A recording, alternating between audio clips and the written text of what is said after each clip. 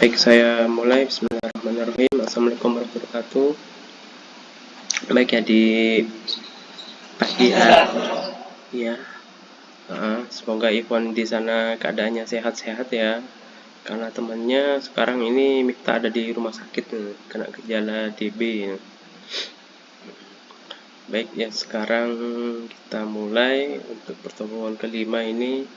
Kita akan masuk ke pembahasan mengenai apa itu fosil di mata kuliah evolusi. Nah, di sini sebelum ke fosil kita belajar istilah-istilah. Yang pertama itu ada ini, sebentar ya, kok ada bunyi itu. Oh, enggak, Mas. Ada ini ya, saya kira keluar. Di sini ada istilah paleontologi. Asal katanya itu ada 3. Paleo itu pas, artinya masa lalu. Ontos artinya life, kehidupan, dan logos artinya pengetahuan. Jadi di sini semacam ilmu pengetahuan yang mempelajari kehidupan masa lalu itu, masa-masa yang sudah sangat berlalu itu, sudah zaman purba itu. Nah, paleontologi ini artinya adalah studi kehidupan masa lampau atau studi sisa-sisa organis dalam konteks catatan geologis. Jadi di sini semacam studi yang mempelajari itu jasad-jasad dari makhluk hidup itu dengan catatan-catatan yang sudah diteliti itu secara geologis. Geologis artinya dia itu meneliti dari ini, dia itu tersisa pada bebatuan ataupun tanah yang masih bisa digali dan akhirnya bisa jadikan sebagai bukti bahwa makhluk hidup saat itu ada itu dan menjadi fosil. Kemudian di sini Anda ini menemukan hubungan evolusi dari fosil. Maksudnya hubungan evolusi itu dia itu makhluk hidup itu terjadi semacam perubahan itu dari fosil masa lalu. Jadi bisa diprediksi bahwa makhluk hidup saat itu bisa dari nenek moyangnya itu, mungkin dia itu berukuran besar, lambat laun, akhirnya menjadi kecil, ataupun makhluk itu saat zaman dahulu mungkin bentuknya itu masih sederhana dan akhirnya menjadi suatu makhluk yang kompleks sekarang. Nah, paleontologi ini juga menempatkan fosil dalam ruang dan waktu. Jadi di situ maksudnya fosil ini saat dia itu sudah ini ya berada dalam tanah, dia itu masih bisa kita teliti asalkan fosil itu bentuknya masih utuh gitu, karena dia itu terlindung entah dari bebatuan atau dari ini ya, mungkin dari semacam zat padat dalam tanah itu ataupun bebatuan, sehingga dia itu tidak rusak oleh kerusakan alam gitu atau bencana alam. Nah, paleontologi ini ada 2 macam yang dipelajari. Ada paleobotani, jadi di sini adalah studi kehidupan masa lalu tanaman zaman dahulu, dan juga ada paleozoologi. Jadi ini adalah studi kehidupan masa lampau dari hewan-hewan purba. Nah, sedangkan yang paleontologi ini adalah ilmu yang mempelajari asal-usul dan perkembangan manusia dengan fosil manusia purba sebagai objek penelitiannya. Dan ini merupakan salah satu cabang ilmu dari biologi dan antropologi. Jadi paleontologi itu ilmu mengenai kehidupan manusia purba saat zaman primitif. Kemudian fosil itu dilihat dari asal kata fosil. Fosil itu bahasa Latinnya fossiles, yang berarti itu menggali dan atau sesuatu yang diambil dari dalam tanah ataupun batuan. Jadi fosil waktu itu dia itu mungkin sudah ini ya melekat ke batuan ataupun tanah, kemudian dia itu terhimpit dengan tanah ataupun batuan lainnya sehingga dia itu masih tetap tidak hilang, masih utuh bentuknya. Fosil ini adalah sisa bentuk ataupun indikasi kehidupan makhluk hidup masa lampau, sedimen-sedimen sesudah semua komponen organisnya sudah hilang. Jadi komponen organ tubuhnya itu dari dagingnya itu sudah tidak ada ya. Bisa ditemukan dalam bentuk rangkanya. Kemudian ada fosilisasi.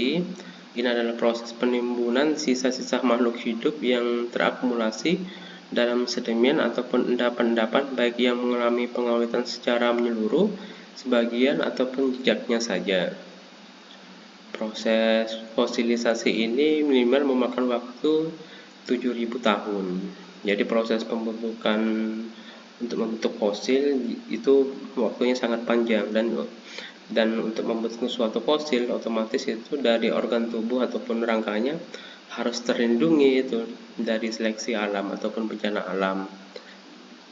Nah, bagian-bagian yang bisa menjadi fosil adalah bagian yang dapat menjadi fosil itu bisa jadi dari tulang, karena tulang sifatnya keras, gigi, juga tanduk, cangkang, remis, dan karapaks. Untuk remis itu di sini saya jadikan remis itu adalah semacam jenis kerang, kemudian karapaks itu adalah kerangka luar bagian atas kura-kura.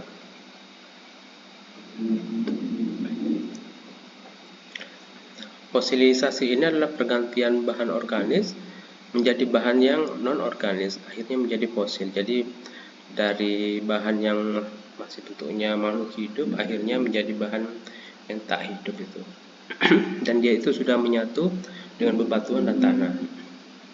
Bahan alaminya ini bisa berupa kalsium dan silikat. Itu ada di bahan organis, baik itu tulang, gigi, tanduk, dan lain-lain. Kemudian juga yang akhirnya terurai bentuknya itu.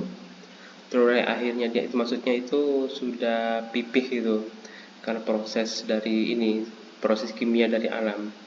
Kemudian juga terjadi pengelasan kimiawi ataupun geologis. Pengelasan geologis artinya dia itu sudah terjadi pengelasan dengan tanah itu, ataupun zat kimia yang ada dalam tanah. Fosil dalam paleontologi ini terbagi menjadi dua jenis, yaitu ada makrofosil. Ini dapat dilihat dengan mata biasa.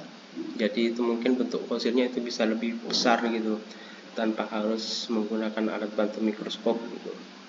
Misalnya fosil manusia zaman dahulu, atau mungkin hewan dinosaurus, ataupun hewan lainnya yang bentuknya bisa besar. Kemudian juga ada mikrofosil, ini hanya dapat dilihat dengan bantuan alat mikroskopis. Jadi itu bentuknya bisa jadi sangat kecil sekali gitu.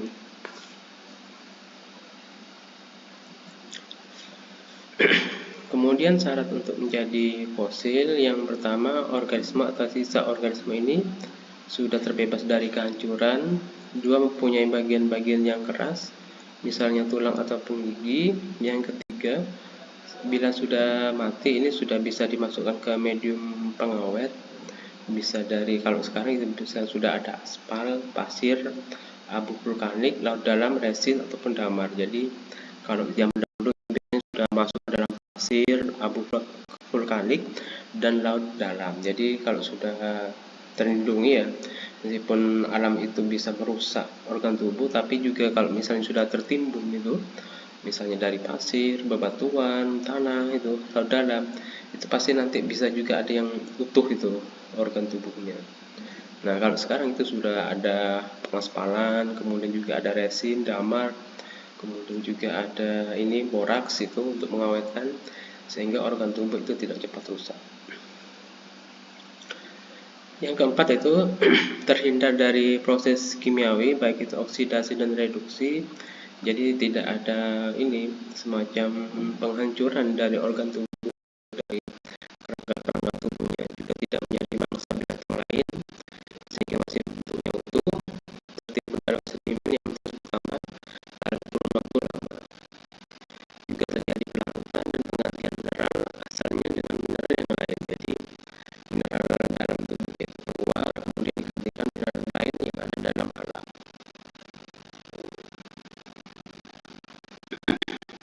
Kemudian jenis-jenis fosil itu yang pertama, fosil bagian tubuh organisme.